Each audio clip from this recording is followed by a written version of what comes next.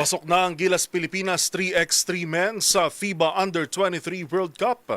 Yan ay matapos nitong manguna sa FIBA 3x3 Nations League Asia sa Malaysia. Balikan na naging run ng koponan sa report ni Matchpoint, Mili Borja.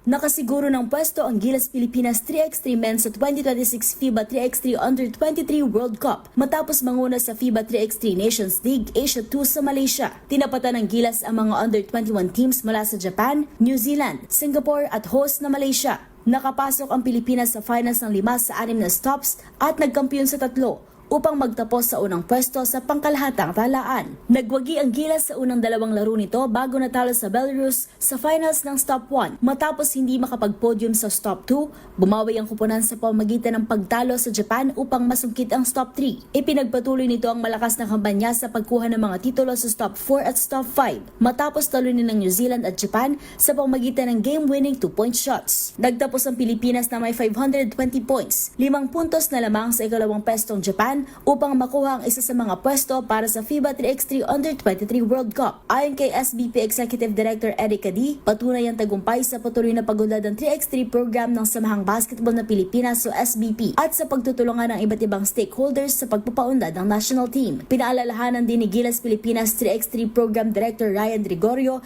ang mahalagang suporta ng mga paaralan, coaches at mga kupunan na nagpapahiram ng kanilang mga malalaro para makatawa ng bansa. Nakatakdang lumahok ang Gilas Pilipinas 3x3 men sa FIBA 3x3 Under-23 World Cup mula September 15 hanggang 19 sa Wuhan, China.